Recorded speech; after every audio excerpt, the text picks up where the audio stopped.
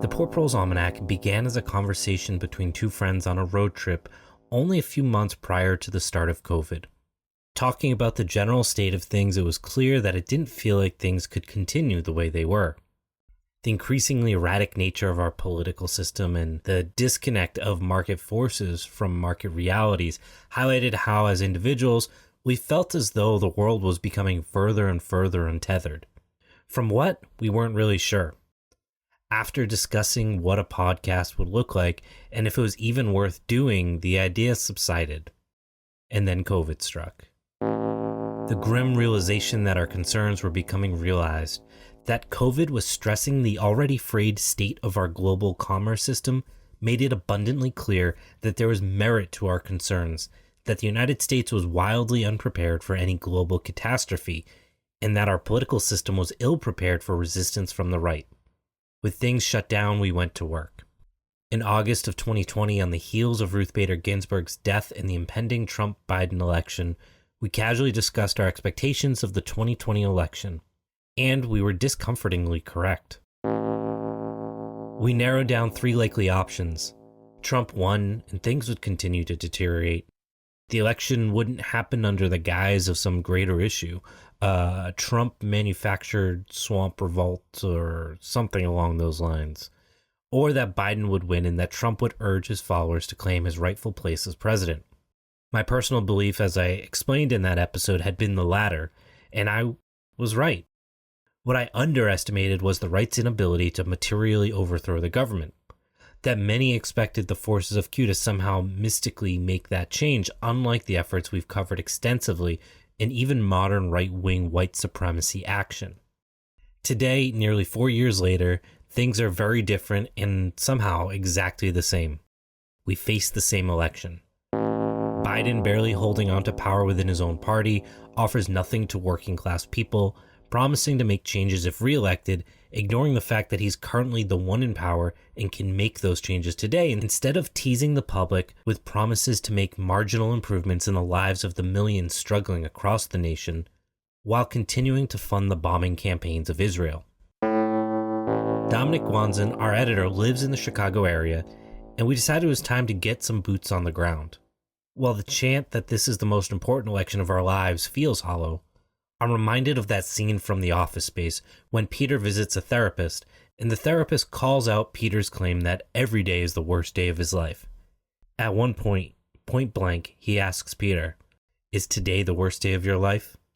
Peter pauses in earnest thought, and he responds that yes, it is the worst day of his life.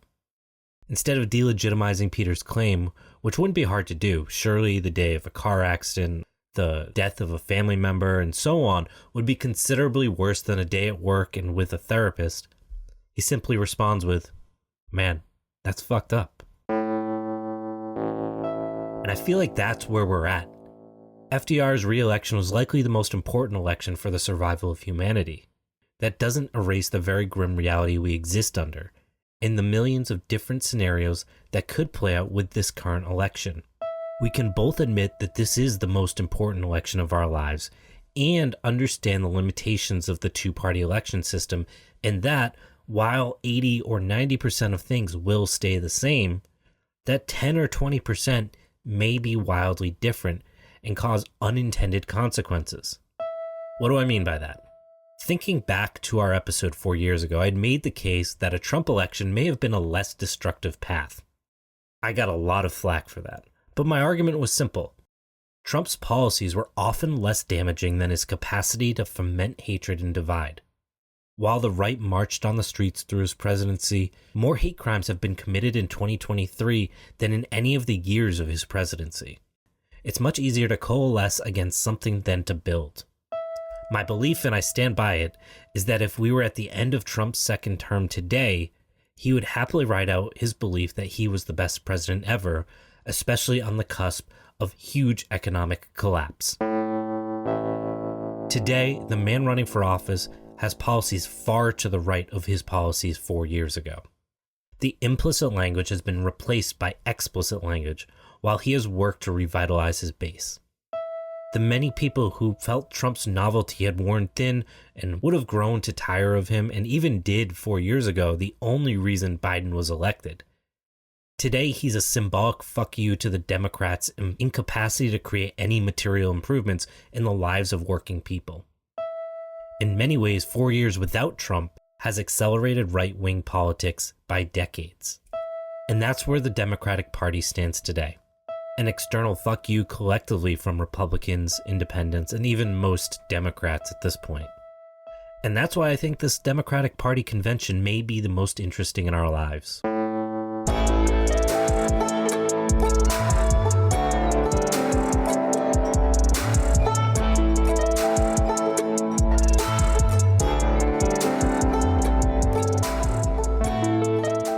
For the Port Proles Almanac, I'm Dominic Guanzon, and for the past 3 years, I've been the audio editor for this show, removing Elliot's ums and ahs, deleting Matt's pauses, and expunging Andy's worst jokes. But not, apparently, taking out my big gulps, as we found out. Yes, that was slip up on my part, but you stay hydrated out there. That's what's important. Someone's got to do it. Started calling him Big Gulp now. That's what they call me, Big Gulp. There you go. I'm also not a journalist or a lawyer, nor am I even an actual Chicagoan, though I am working on that last one. But what I am is, like you, a Port Prole. One with a recorder, a camera, and basic knowledge of the CTA. This week, I'll be in Chicago's near West Side. That's a couple miles straight west of the central downtown area, you know, where the bean is. Flick the bean. That holy beacon of Chicago. It's been freed, by the way. It was under construction for like 4 months, but now it's been free. Everyone was saying, free the bean. That's why they call it Beantown, right? Bean curds, yeah. What's the actual name of it? It's like Skygate or... Close. The actual name is Cloud Gate. This is actually why we keep Dom around, is for like trivia night. I've never done a trivia night, but I feel like I'd be good at it. Yeah, you would. I'm taking you. Next time you're in the real Beantown, we're going trivia. The near West Side is a nice part of town, home to Fulton Market in West Loop, the collection of hospitals and research centers that make up the Illinois Medical District, the earliest surviving Al's Beef, and University of Illinois Chicago, or UIC. If you're ever in the area, the Fulton Street Collective on Hubbard is an excellent art gallery and jazz venue, not too far from the Green Line. But for this special moment of time in mid-August, the entire city and the country has once again laid its attention upon the United Center, the 23,500-seat arena where Michael Jordan made crowds roar in raw elation throughout the 90s. Raw elation. Raw elation. Just want to reinforce that. For real, though. I want to drive that home. If you ever want to be like hype, watch any 90s era Chicago Bulls intro where they're announcing the names as they go into the arena, and it's insane. You can also watch Space Jam. Same thing. It's exact same thing. At the beginning of Jordan's second three-peat championship run, Bill Clinton breezed through his renomination for president at the 1996 Democratic National Convention in Chicago, as hundreds of delegates and Hillary Clinton herself danced to the Macarena. In Chicago, delegates took time out in between speakers to do a new dance called the Macarena. But that was the DNC of 1996. Today, it's the DNC of 2024. And fortunately, Joe Biden is forever gone. Dun, dun, dun. A lot has happened to the Democrats, to Chicago, the U.S., and the world since Los Del Rios debuted their album A Mí Me Gusta. The genocide in Gaza, the housing crisis, trans panic, Russia's invasion of Ukraine, cost of living rising faster than you can shout the fash in fascism. The current president's brain is metaphorically shot, and the former president's brain was almost shot. Oh yeah, and most of the working class hasn't quite bounced back from 2020 just yet. You could also argue they haven't bounced back since the 2008 recession. Worst of all, my favorite streamer just got canceled and I've got nothing left. Tom, I'm so sorry. Oh boy, who was it? It was you. You stopped streaming after like a week or two because you have a Twitch, right? Oh yeah. I do have a Twitch, yeah. We used it like a year or two ago. I remember I was watching live and you were doing a thing on mason jars or something. It was really cool. Oh, yeah. I want to bring it back so we can do a live stream of Doomsday Preppers. That is on the agenda. Now that it's been recorded, I have to do it. 2024 is a funny and sad and weird time to be a poor prole. And yet there still exists that morbid curiosity to see what that really means and how it can be changed. This week, I'm more of the former, looking at a group of people working towards the latter. A coalition of over 90 local and national organizations have come together in the run-up to the 2024 DNC, including political parties like the Democratic Socialists of America, or DSA, social justice groups like Black Lives Matter Chicago, and the Arab American Action Network, also based here in the city. Even the Illinois chapter of Starbucks Workers United has signed on. Together, they have come to call themselves the Coalition to March on the DNC.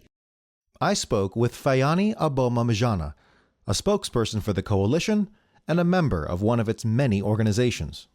We discussed a number of things, including how they got started in this growing movement. I'm a member of the Chicago Alliance Against Racist and Political Repression. We're an organization that was founded in 1973 out of the movement to free Angela Davis and other political prisoners. I joined the organization in 2019, and I was involved in organizing protests around the 2020 uprisings, and then the fight to advance police accountability in Chicago.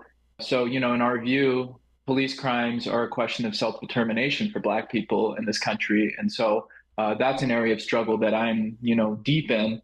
And the Chicago Alliance, whenever we heard the DNC was coming around to Chicago, us, the U.S. Palestinian Community Network, SDS at UIC, we came together and we decided to form a coalition to march on the DNC.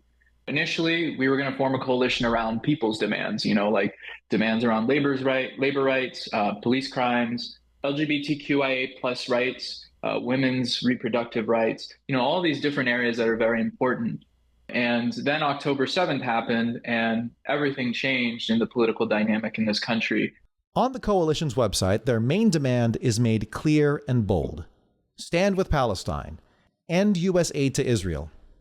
Words such as massacres, genocide, and murder are employed in the short but stern explanation of the 9-month siege.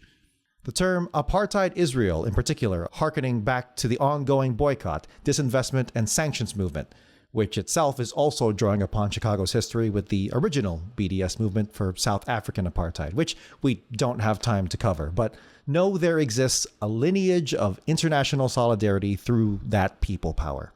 The headlining statement also zooms out to admonish the geopolitical and economic roots of the issue. Quote, Israel is the USA's landed aircraft carrier in the Middle East to control the region, with its huge oil reserves, for the profits of U.S. corporations. Those corporations and banks are at the core of an empire that inflicts mass violence to extract profit all around the globe at the expense of people and the planet. In the spirit of intersectionality, the website's demands page also lists a series of hot-button issues from the leftist perspective. Money for jobs, school, healthcare, housing, and environment, not for war. Immigrant rights and legalization for all. Defend LGBTQIA+ and reproductive rights.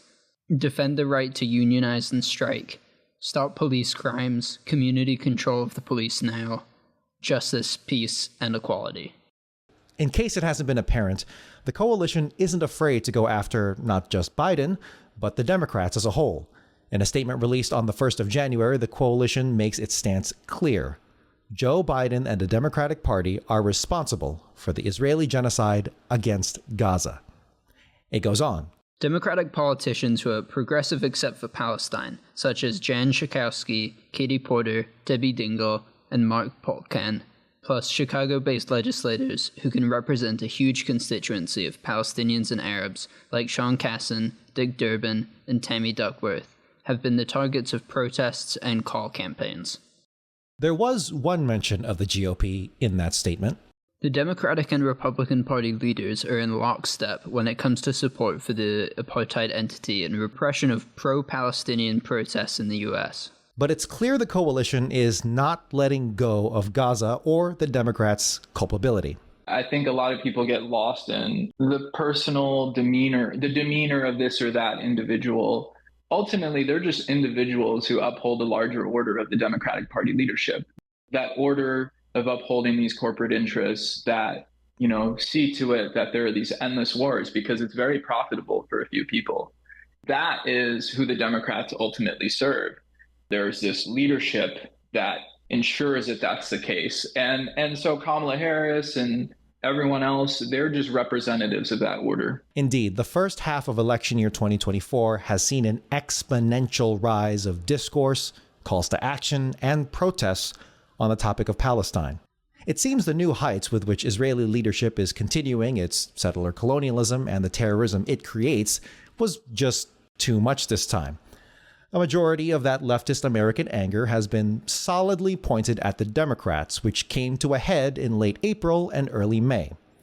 Student protests across the U.S. those weeks were met with startling domestic images reminiscent of the Vietnam anti-war protests. At UCLA, a student camp came under assault by counter-protesters who used poles, clubs, projectiles, and fists to besiege the makeshift barricades. Video captured May 1st on the UCLA campus shows this masked man holding a pole. Then he throws it toward the pro-Palestinian encampment. There are also pictures showing the same man holding a metal barrier. UCLA police have arrested the masked man, 18-year-old Idan An, for felony assault with a deadly weapon. Isabella Crone-Barone is a UCLA student. I'm glad that there's finally action being taken against those instigators, and yet at the same time, I don't think UCLA PD or UCLA administration has done nearly enough to go after the instigators. UCLA administration responded by saying they should have had the police remove the camp first, for safety reasons. In Columbia University in New York, protesters occupying a school building were met with police escalation from a counterterrorism unit at the behest of school administration. Police trying to retake control of Hamilton Hall on the campus of Columbia University last night. There were traps at every turn. Let's deploy a flashback. And they deployed plenty of them.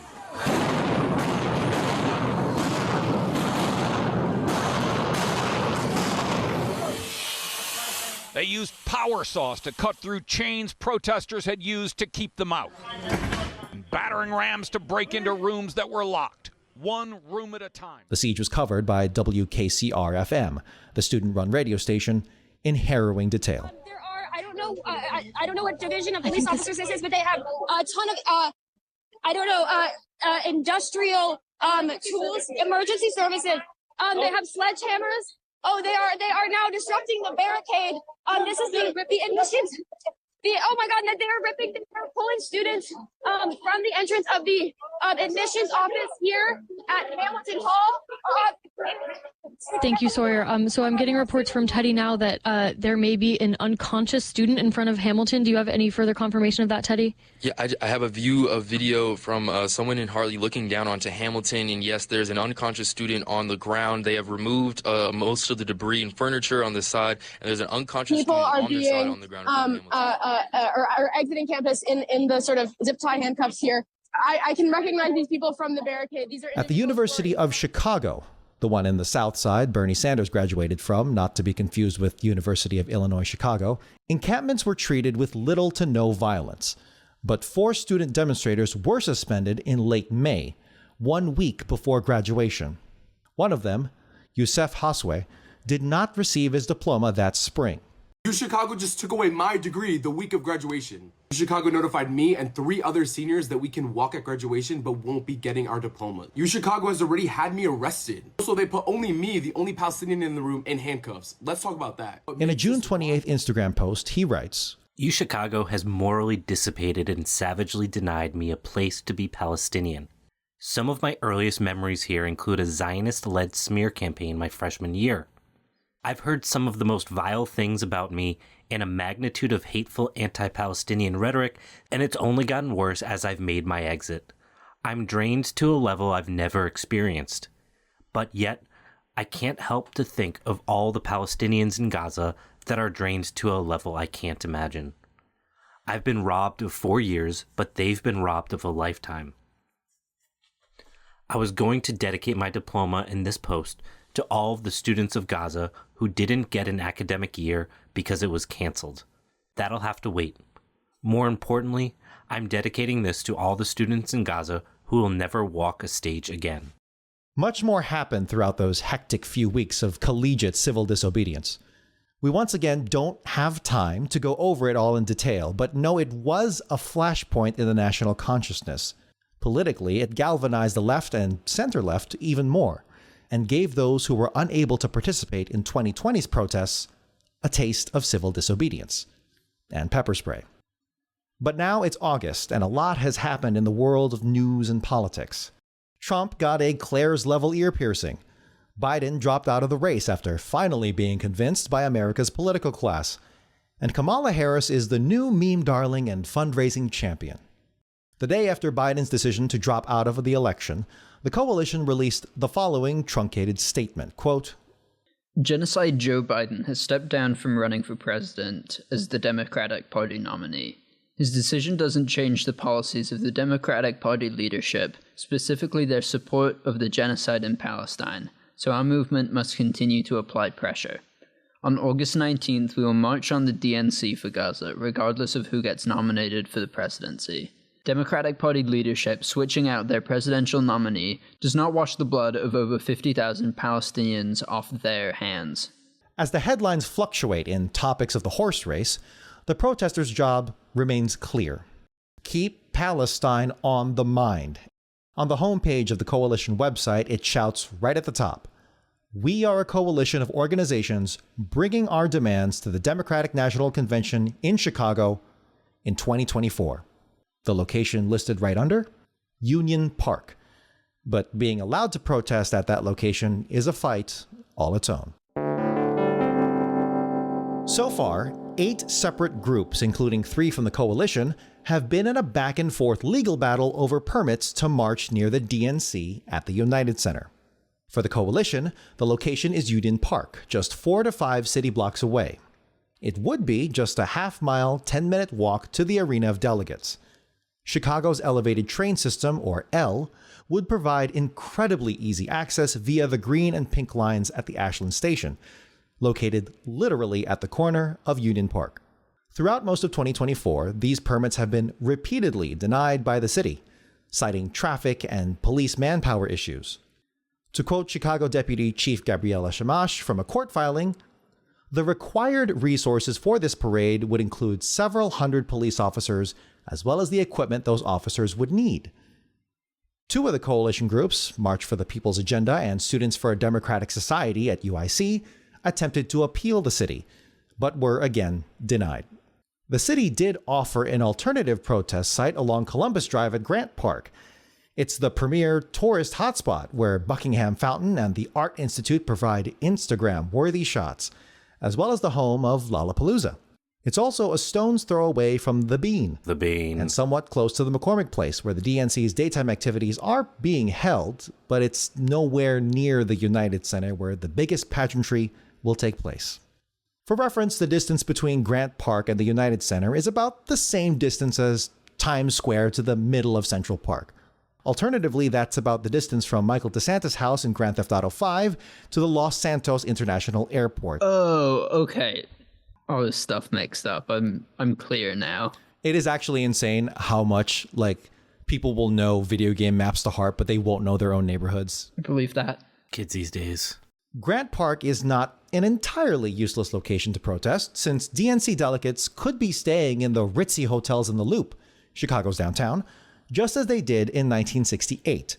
Funny enough, Grant Park is where a lot of the police violence took place 56 years ago, particularly around the bronze General John Logan Memorial, where images of protesters rallying around and climbing the statue were etched into the national memory. In late June of 2024, a different coalition called Bodies Outside of Unjust Laws, this one mostly centered around reproductive and LGBT+ rights, were given the green light to a downtown-based march route after being denied permits for months. Again, it's a very visible location based in the most recognizable and commercial parts of Chicago, yet it still feels like a consolation prize, especially since it's taking place the day before the convention, though this could just be wanting to avoid a schedule conflict with the coalition.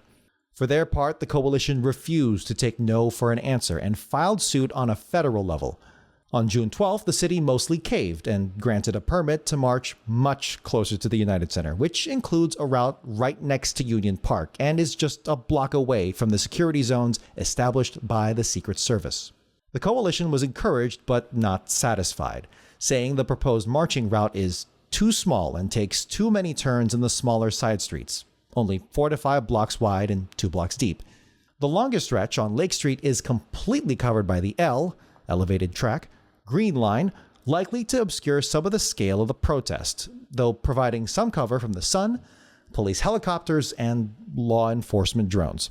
According to a Chicago Tribune article, there are still, quote, issues relating to the size of the route given the likely increase in the number of participants, and issues related to the potential for log jams on a route that uses smaller side streets remain and will unconstitutionally impede on the plaintiff's First Amendment rights. Hatem Abudaya, national chair of the coalition-aligned U.S. Palestinian Community Network, says the coalition has been advocating for a route 8 city blocks wide, regardless of its intersection with the Secret Service perimeter. Why do they want the possibility that there's a big log jam here and for 20 minutes, 30 minutes, people are stopped because they got to make these 2 quick turns and there's tens of thousands of them?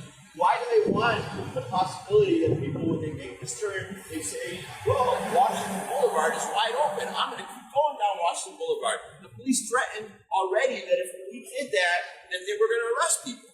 As predicted, the legal battle went incredibly close to the date of the march.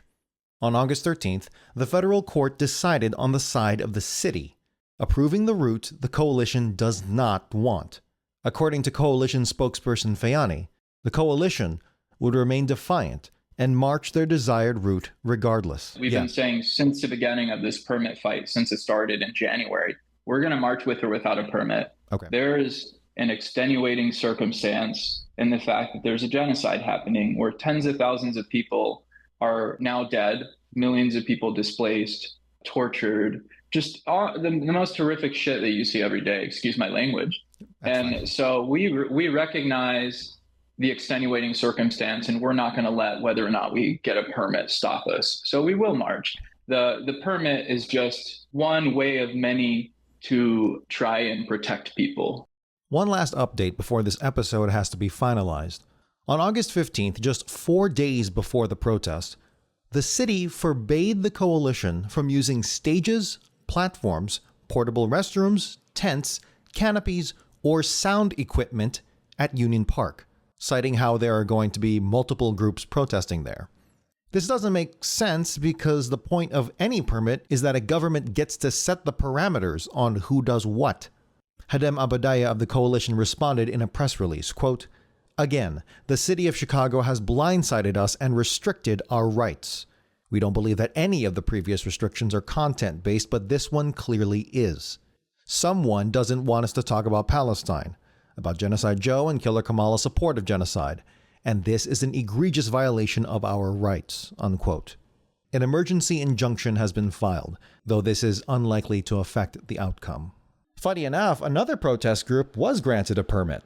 The Poor People's Army / Poor People's Economic Human Rights Campaign, no association with the Port Proles Almanac, received their permit in early February because the city failed to approve or deny the request in the allotted 10-day response time, after which the request was automatically approved. That permit allows them to march to the United Center itself, though how close will likely come down to the Secret Service. Here's the thing about permits, applications, and all that head-spinning bureaucratic navigation. While it can look like groveling in a "please give me rights" kind of way, it provides a level of legal coverage and makes your case stronger in the public eye if and when you don't get approved for them. The way that we avoid a 1968 repeat is getting a permit. And I know a lot of people find that to be an unsexy thing. In my time organizing and many of our time organizing, all my comrades and all the people that I'm with, none of us have applied for a protest permit. But this is an extenuating circumstance, given that there are going to be tens of thousands of people, and we want everyone from all walks of life, regardless of age, regardless of disability status, regardless of immigration status, to be able to partake in this march. And so the best way we can protect all of these people from police repression is to get a permit. And at the same time, we recognize that alone doesn't keep the police off your backs, because we know that 1968 began with police coming in and repressing people. But, in this struggle for a permit, we have reached so many more people to bring into our struggle. At the same time, we have forced the state to make concessions. The state initially was only going to let us march 4 miles away from United Center. And it was through our struggle against the state in court that we were able to force it to give us a protest that was within sight and sound of United Center. Asking for a permit and being denied might communicate to the uninterested third-party citizen that you had no other choice but to pursue your rights in the face of a government body denying them. This can also be massively abused, so the devil is in the details of that particular narrative. But this is often how more organized protest groups build their case. The bureaucratic process can become part of the narrative. One really funny example of this that I can't actually figure out comes from the Chicago Department of Transportation. On August 5th, CDOT announced it's providing a speakers platform and speaker system for pre-approved, time-slotted use at Park 578 by the United Center.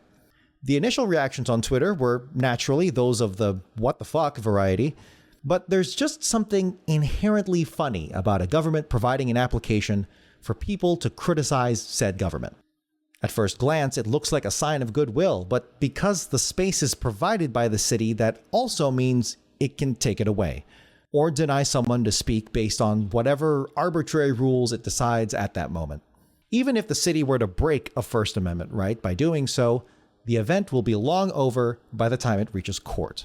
As of this recording, there hasn't been a consensus over how the protests will engage with this platform, if at all, but at the very least, it's kind of funny. Permits aren't the only thing raising eyebrows. The offices being rented for DNC organizers are owned by a known $2 million tax delinquent. In July, the city council was set to vote on amending the municipal code to make any gathering of 10 or more people between 10 p.m. and 4 a.m. unlawful. Jesus. Yeah, no, that's kind of insane. And it was that vague. Anyone during that time frame, just arrest them. It should be noted, though, the agenda was altered to not feature that vote at all. Encampments created by unhoused communities are being cleared for DNC-based beautification purposes, just as a new wave of migrants are expected to be bussed into the city from Republican states, sparking fears of a renewed migrant sheltering crisis. And Chicagoans aren't even quite sure how much of the bill they're going to foot for this whole thing. All of this stalling and missteps and associated platitudes shouldn't come as a surprise, but perhaps the biggest, most liberal move of all is how the Democrats held a virtual nomination for the presidential candidacy on August 5th, because some Democrat staffers couldn't get their calendars in order. This means Kamala Harris already is and will be the nominee before the DNC even begins. Many on the left were already upset they were robbed of the 2024 primary process from last winter and spring, and this virtual nomination is now seen as further theft of the democratic process from the people in favor of the Democrat Party elite. The coalition responded with the following statement, quote, "When it comes to the genocide in Gaza, there is no difference between Biden, Harris, or any of the likely candidates for the nomination. They are all complicit. This is why the coalition will still be marching on the DNC in tens of thousands. We plan to have the largest march for Palestinian rights in Chicago's history as we demand an end to the genocide and an end to U.S. aid to Israel." Beyond the Secret Service, Illinois State Police, and Cook County sheriffs, a majority of the DNC's security, especially the handling of protesters, will fall on the Chicago Police Department and the prosecutors in the Cook County's attorney's office. How will they treat protesters? And where does their recent history put them in the context of the convention? In an April editorial piece, the Chicago Tribune reported that Cook County State's Attorney Kim Foxx is scrapping her 2020 policy of not prosecuting peaceful protesters. Note that editorial thinks she should do so permanently. This decision was reportedly made specifically for the DNC in August. That's an about-face for what has been a reform-oriented attorney, beginning her tenure with the release of select nonviolent offenders who couldn't post bonds up to $1,000. When Illinois became the first state in the nation to eliminate cash bail altogether in 2023 under the Safety Act, Fox has reportedly implemented the necessary administrative reform to see it through, with early data showing there hasn't been any knee-jerk spike in crime. Still, she's been a lame duck since she decided not to run in 2024. Earlier protests this year beyond the aforementioned university encampments have occasionally resulted in arrests. In one instance, outside the Art Institute downtown, over 70 people, including students, were arrested right in the heart of the loop. We're learning 68 people were arrested outside the Art Institute of Chicago yesterday. Now, this comes after hours of negotiations. However, escalation from law enforcement was seen as proportional, and the most severe charge was criminal trespassing afterwards. In another instance, 40 people were arrested for blocking a highway entrance into O'Hare Airport as part of the A-15 economic blockade for Palestine. Those 40 protesters have been charged with relatively light misdemeanors, though they are urging the mayor to relent. Regardless, alarm bells have been rung about potential violations to Chicago's ongoing attempts at police reform. For Chicago, that reform is called the Consent Decree. Generically speaking, a consent decree is effectively a settlement agreement approved by a court.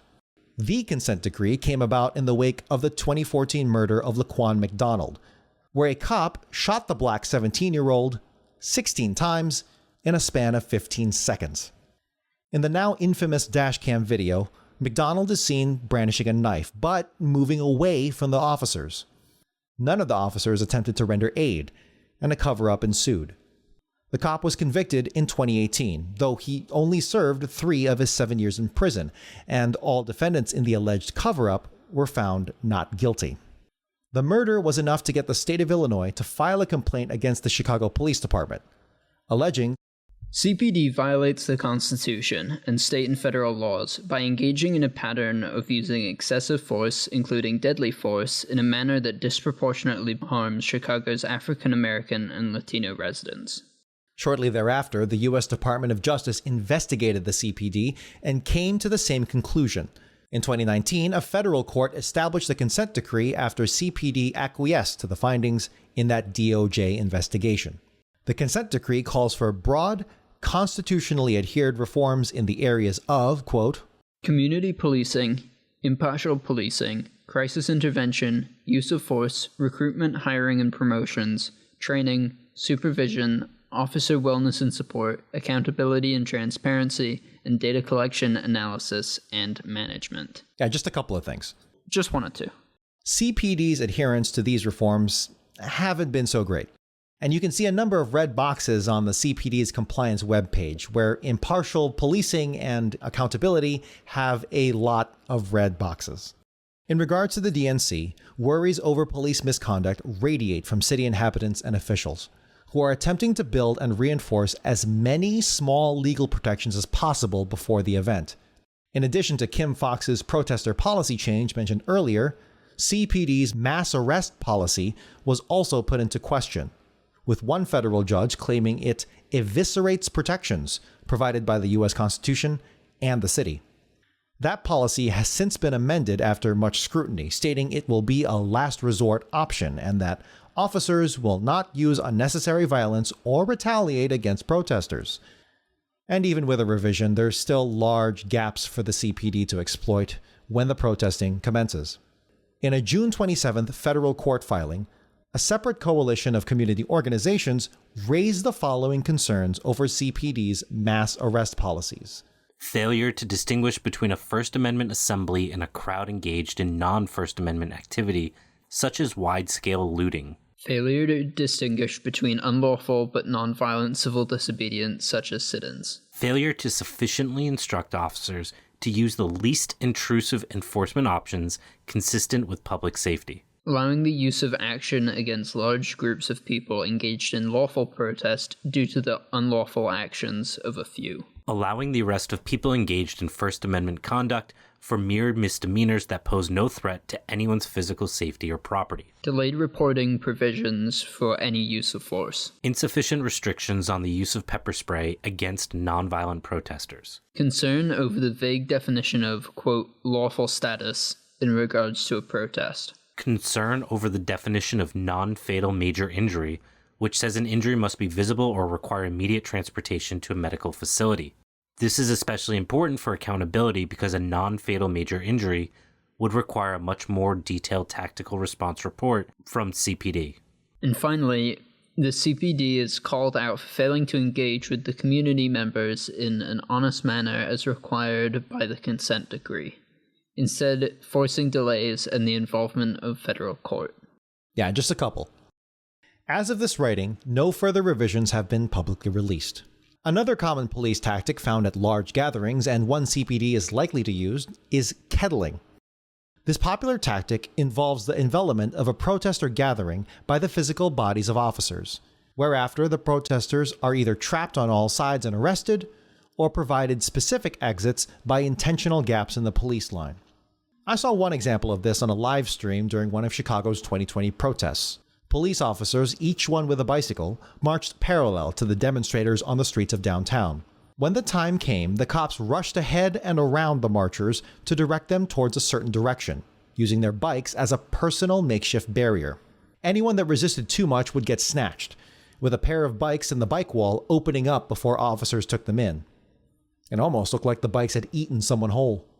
The footage I'm referring to is from a Chicago Twitch streamer called Dirt McGirt, who was regularly doing streams from the city on his bike during the George Floyd uprisings.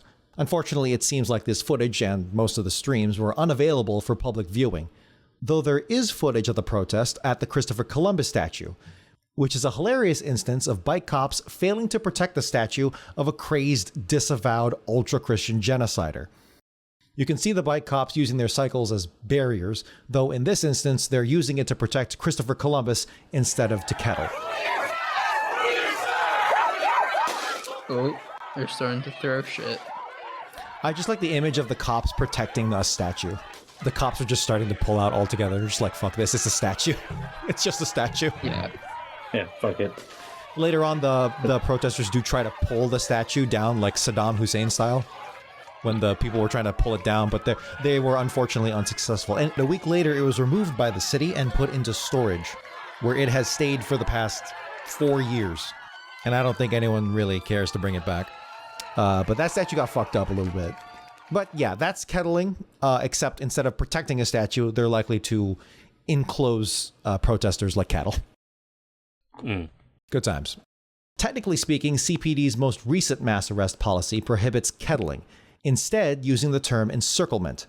Chicago's top cop, Police Superintendent Larry Snelling, explained the difference between kettling and encirclement, claiming, quote, individual probable cause must have already been established prior to conducting the encirclement.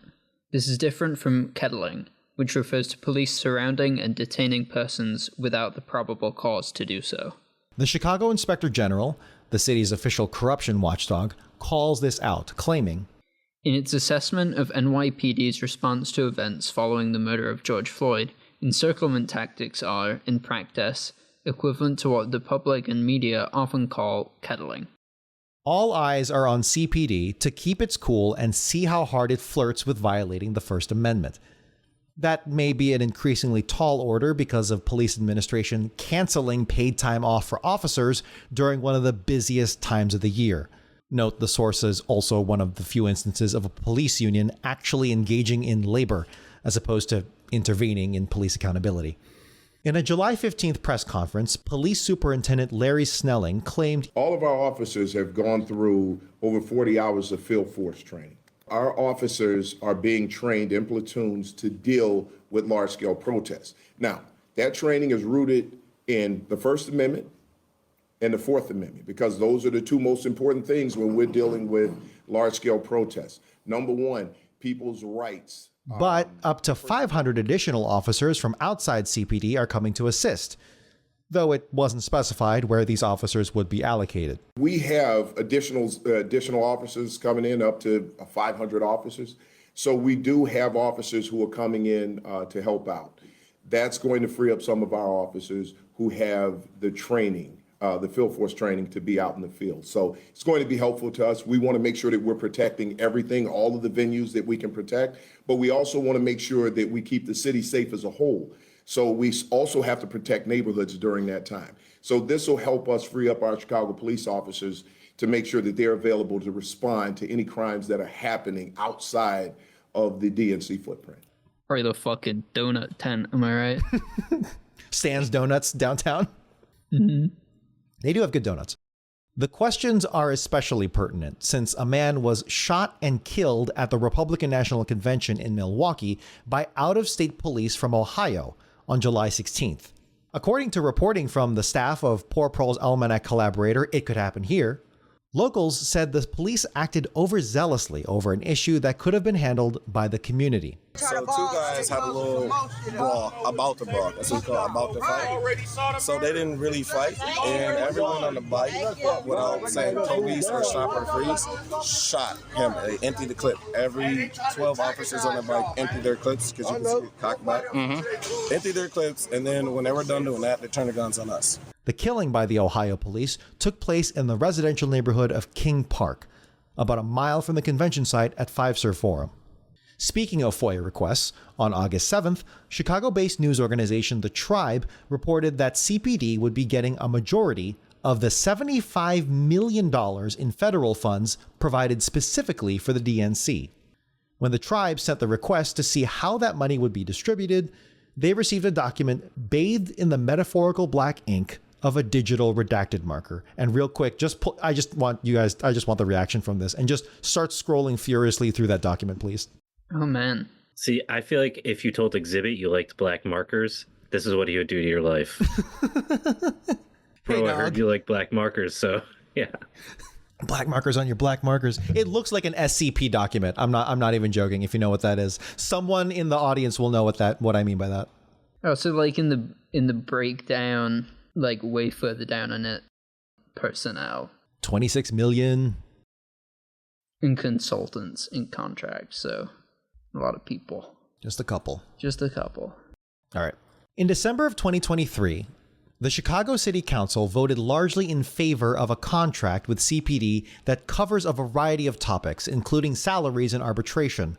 Notably, body camera policy was amended to include the following language, quote, "Body cameras shall not be intentionally activated to record conversations with other employees with or without their knowledge during routine, non-law enforcement activities, including but not limited to surreptitious recordings of conversations with other members."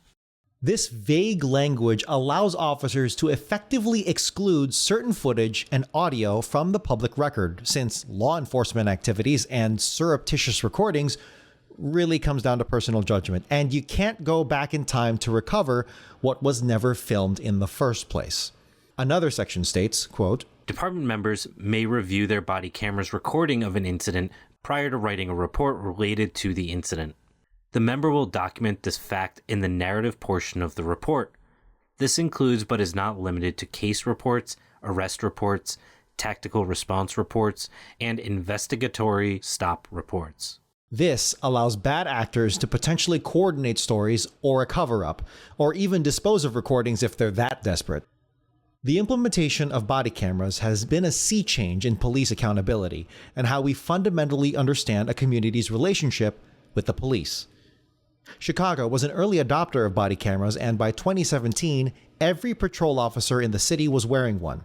In 2021, body camera footage became crucial information in the police killing of Adam Toledo, a Hispanic 13-year-old.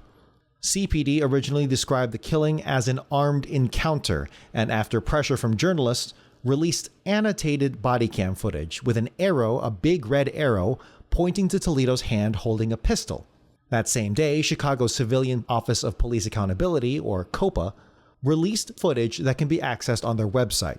COPA's raw footage showed Toledo tossing a pistol away just as Officer Eric Stillman commands. Please stop! Stop right fucking now!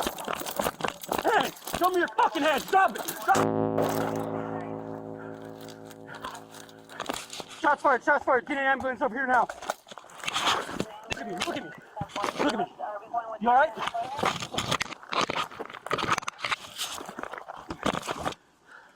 Where you shot? Toledo complied with the order and turned around with his empty hands up. A fraction of a second later, Eric Stillman shoots Toledo dead. Many questioned why CPD didn't have an official foot pursuit policy, but rather a foot pursuits training bulletin, which sounds more like a suggestion. It's difficult to point out how Stillman could have better handled Toledo if there isn't an actual policy. The city tacitly agreed by implementing an official foot pursuit policy a year later. Stillman's fate is in limbo, similar to how Laquan McDonald's murderer took 5 years to be convicted. State's Attorney Kim Foxx declined to charge Stillman with a crime, citing insufficient evidence. COPA did recommend Officer Eric Stillman to be fired, but as of this writing, his status as a police officer has yet to be heard by the Chicago Police Board, an independent office in charge of CPD disciplinary action. Even without a charge, body cameras played a marked role in exposing the shiftiness of the city's story over a 2-week period. In a timeline of events by USA Today, the police tweeted Adam Toledo's killing was an armed encounter, showing a picture of the pistol tossed aside by him before he was killed. Later, then Mayor Lori Lightfoot described Toledo was in possession of a gun, which was technically correct right up until he complied with Eric Stillman to put the gun down. Later still, a Cook County prosecutor from Fox's office straight up said Toledo was holding the pistol when he was shot. Knowing how this narrative was playing out, Mayor Lightfoot then described Toledo as a child who was in contact with an adult who had a gun. Finally, CPD released its annotated version of the body cam footage, in a seemingly last-ditch effort to set the narrative.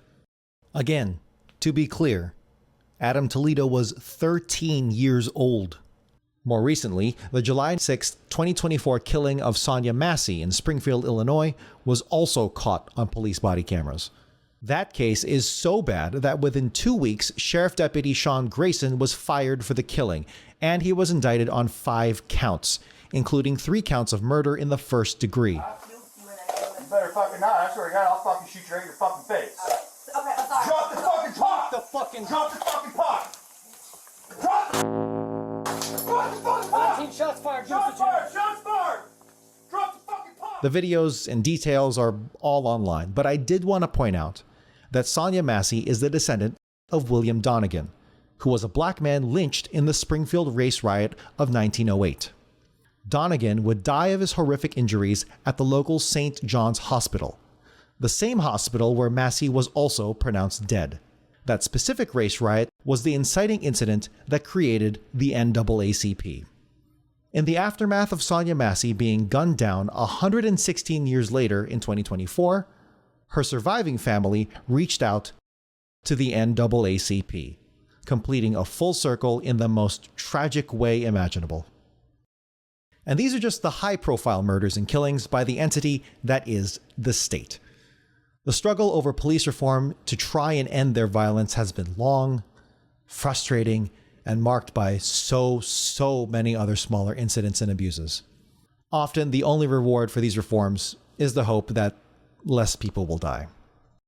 How all of that localized pressure and all of that momentum will or won't transfer to the protests at the DNC is a question that can only be answered there. Oh, and a report released by Chicago Public Media detailing how the Oath Keepers have on their roster dozens of former and current CPD officers. Yes, the January 6th insurrection Oath Keepers. In a statement released July 9th, the Chicago Inspector General found CPD's handling of said officers lacking, claiming, "In practice, to date, the city's handling of extremism in the police ranks has fallen short. Any ongoing mishandling of the matter puts CPD's public legitimacy at critical risk and profoundly undermines its effectiveness by damaging the very public trust that the city and the department are endeavoring to foster." If you're on a desktop computer, please take a look at that WBEZ report. The impact of scrolling through the assets and evidence, the way it's presented, hits way more. All right, we've been alluding to it for a while now, but I think it's finally time to go a few decades back to 1968. Earlier, I had mentioned one of the groups in a dispute with the city of Chicago over protest permits, the Students for a Democratic Society. If that group sounds familiar, it's because they cut their protesting teeth in this very city 56 years ago, with many of them leaving said teeth on the pavement and paddy wagons. Now, 1,000,001 takes have been made about America in the 1960s, but the one thing I want to emphasize is that the late 60s truly felt like a country coming undone in a way Americans didn't have to experience directly during World War II. It's a greatest hits from your local social studies books that include the meat grinder of Vietnam, Black liberation and the Civil Rights Movement, LGBT uprisings, women's movements, crazy Cold War plots, and people recklessly trying new shit from LSD to homesteading. See a good number of Port Proles Almanac episodes for details on that last one. Oh, and lead water. Everyone was drinking lead water. Today, that same feeling of things falling apart has reemerged, as well as some familiar themes. Black people still trying to matter. Russia is doing its imperialism in Europe again. An unprecedented hate campaign against the T in LGBT. And lead still in our pipes. Also, microplastics in our balls. Finally, capitalism's end boss, global climate change, is just starting to show its hand. I believe climate change is our nuclear threat. It's not a one-to-one parallel, but it's that looming cloud of end times that, should it come to pass, can potentially negate a positive outcome in everything else. The term collapse really took off during the 2020 pandemic and uprisings, but climate change is what the collapseware folks are really preparing for. We're actually going to cut this last section on the 68 convention a little shorter, simply because there are better sources that cover that whole thing. We just wanted to make some parallels and non-parallels in relation to 2024. If you want a more thorough look at the absolute brutality that was the 68 convention, take a look at episode 7 of Ken Burns' Vietnam series, about 25 minutes in. If you don't mind Aaron Sorkin's Libby all-too-perfect dialogue, The Trial of the Chicago 7 is a mainstream Hollywood film that does capture a solid snapshot of the abuse from the state. And there's no bigger symbol of that abuse and no bigger symbol of Chicago's machine politics than Richard J. Daley. At the DNC, Mayor Daley attempted to put his thumb on the process with his imposing presence, yelling at other power players and wrangling delegates. As his police officers continued their beatings downtown, the chaos outside was seemingly matched inside as delegates clashed, crowds openly booed, factions fervorously filibustered, and journalists were hauled away during confrontations. Take your hands off of me. Unless you intend to arrest me, don't push me, please. I know you will, but don't push me. Take your hands off of me unless you intend to arrest me. Wait a minute. Wait a minute. Well, Walter, as you can see... I don't know what's going on, but these are security people apparently around Dan. And obviously getting roughed up. We tried to talk to the man, and we got bodily pushed out of the way. This is the kind of thing that's been going on outside the hall. This is the first time we've had it happen inside the hall. I think we've got a bunch of thugs here, Dan. And in case you didn't recognize those voices, that was Dan Rather getting pushed to the ground, and Walter Cronkite calling DNC security thugs. It was the most holistically contested convention of any party in modern times. And all of it was broadcast live on TV to 89 million people across the US, who saw the cuts between the outside and inside tank any hope for party unity. Later that year, thirsty for revenge, Daley would help persuade LBJ to pursue federal charges on the Chicago 7 through LBJ's Attorney General. You know what I'm trying to do? These fellas that have been harassing you for a year and a half, I think we got the dope on them once and for all on a conspiracy to riot. And if the Attorney General goes along with us, I think we'll expose the Rennie Davises, we'll expose the Tatons, we'll expose the Rubens, we'll expose the Shebagans, we'll expose the whole goddamn outfit and that mobilization for peace in Vietnam, and we'll also include some of McCarthy's friends. Yeah. But one of the biggest breaks in this 1968-2024 parallel is the 2024 Democrats coalescing around a single candidate, that being Kamala Harris. It may have simply been a matter of money since she was on the same ticket as Biden, but the fact remains she quickly became the anointed candidate in a follow-up tweet 30 minutes after Biden's initial announcement he's stepping down. If anything, the real contest was moved one step down the ticket to the vice presidency, which was narrowed down to about half a dozen candidates, ultimately going to Minnesota governor and Midwestern progressive darling Tim Walz on August 6th. In the wake of Harris stepping up, the Democrats have had a fire lit under their ass. The selection of Walz even tossed a bone to the progressives, who have been banging their heads against the wall trying to find someone less aristocratic lawyer who volunteered in the Israeli Defense Forces and more, shucks, teacher dad who marches on picket lines. As such, there's significantly less chance of 68 levels of disorder inside the actual DNC. Maybe some individual jeers from the crowd, and we won't know any of the backroom dealings until after the fact, but you probably won't see Mayor Brandon Johnson yelling expletives at Gavin Newsom from the front row. So the real question is, of course, the outside protests from the people and how they'll interact with the police lines. In 1968, the yippies of the Youth International Party were honestly kind of trolls at the event, but weren't afraid to stand at the protest lines. Led by the incomparable Abby Hoffman and Jerry Rubin, they nominated a pig named Pegasus for president while in Chicago, and brought some music to the downtown areas in their usual leftist revolutionary ways. The Students for a Democratic Society of 1968 de facto represented the many young students from the University of Illinois, University of Chicago, and other colleges across the country. Organizing things at the top of this ragtag collection was the National Mobilization Committee to End the War in Vietnam, or simply the MOB. There were certainly other groups and unaffiliated individuals who protested, but those were some of the standout groups. They were also the groups whose leaders comprised most of the Chicago Seven, a fascinating cross-section of the American left during that era. But here in 2024, the coalition to march on the DNC is the closest parallel we have to the MOB, seeing how they've de facto been the face of the most street-level protests planned to happen. The new Students for a Democratic Society were established in 2006 after the original SDS broke into factions in 1969, and the 2006 group cut their teeth protesting the Iraq War. Now, the national new SDS and their chapters at 5 universities, including UIC, have committed to the coalition's protest. As for any modern yippies, you're not likely to find them. By my estimation, the modern protest movement learned a lot from the messiness of the 60s counterculture movement, particularly how many of that generation wound up becoming boomers that neither passed on their wealth or built an ideal world. Honestly, if there were going to be any yippies in 2024, they'd all be online making the longest YouTube essays, the loudest debate streams, the quippiest tweets, and the dankest memes. They'd be breadtubers, effectively. However you slice it, thanks to the internet, the average protester has a lot more tools and information at their fingertips to be more effective. Occupy Wall Street was a first steps protest moment for the millennials, and the George Floyd uprisings gave a real hard launch to Gen Z as well, so there's been a lot of practice. But even with all that power, it's important to remember how history can be a cruel thing to read. Contemporary public sentiment in the wake of the '68 DNC was against the protesters, not the police. To quote an article from the Roper Center for Public Opinion Research, the country certainly appeared to sympathize with the police more than the protesters.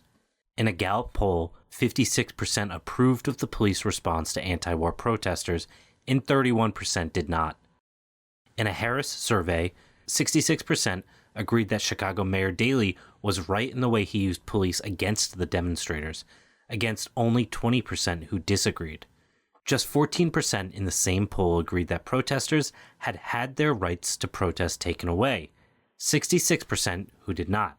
The article goes on, discussing the Chicago 7 trial presided by its infamous judge, Julius Hoffman. In the immediate aftermath of the trial, most Americans were still not on the demonstrators' side. A Harris poll in March 1970 found half of the country had followed the trial. Of those, 71% thought the defendants had gotten a fair trial, and 63% said the judge had done an excellent or pretty good job. Only 31% thought he had, in quote, lost his head and acted improperly, while 59% did not. 71% agreed that his, in quote, patience was worn thin and he was justified in cracking down on the defendants and their lawyer. The whole world was watching, and they were fine with what they saw. Now, I'm not going to sit here and talk into my podcasting microphone telling the people staring down an encroaching armored police wall what they should and shouldn't do. What's moral? What's shrewd? What's right? What's politically smart? What looks good for a tweet? What looks good for a Reuters news package? Or a Fox News pundit? Dressing in your Sunday best worked for the NAACP in the 1960s, but does that really work today with an establishment that is used to these tactics and a conservative apparatus that knows how to exploit it? Jane Fonda's tour through North Vietnam highlighted some of the atrocities of U.S. foreign policy. But was it a net good if the NVA successfully used her image for propaganda that was so effective that's all anyone remembers? I don't have that level of foresight. What I am suggesting is how vindication can come swiftly, but it can also take decades. You might not even live to see it. For many people in history, it still hasn't happened yet. Maybe you are backing the wrong horse. What I believe is most important for the politically inclined is to keep developing your morals, your principles, and your wisdom. Beware of charlatans and cult leaders like Andy. Andy. Jesus Christ. Jesus Christ. That fucking guy. And keep the questions constantly firing in your head. That doesn't mean you need to be a policy wonk or know everything. That's the point of this entire podcast. You just have to keep trying. Long after the protest has ended. Sometimes quietly, but always trying. So even when the movements ebb and flow, you can have a little bit of yourself figured out. Speaking of ebbing, the chaos of the 1960s ultimately set up a conservative thunder run, beginning with Richard Nixon in 1968. So was it all worth it? To give way to Nixon and Reagan? You can decide that for yourself. But history shows that people power is always a force to be reckoned with. I would say something that I would emphasize is we in the coalition recognize a lot of people in this country have a conscience, as has been shown by the huge upswell in support for Palestine, historic, not just in Chicago, but all around the country, and the brave rebellions from students in the week-to-week protests going on around the country, the continuous bird dogging of politicians. Like, people in this country have shown themselves to have a consciousness. And, we want to unite with all those people of conscience to put pressure on these politicians to end the genocide. We recognize that change is not going to come from within those parties. Change will have to come from out of it through a mass movement. And so, we hope that whoever's listening, plug into what we're doing and see how you can get involved with this struggle for a free Palestine, this struggle to end the genocide, because, we're going to need to all be in it together. And so that's what I would say my final words are. Thank you. Stay safe out there. And remember, as Andy always says, together we can build a better future. Fuck that guy. What the fuck's that guy know? As we say, build back better. Yes, we can.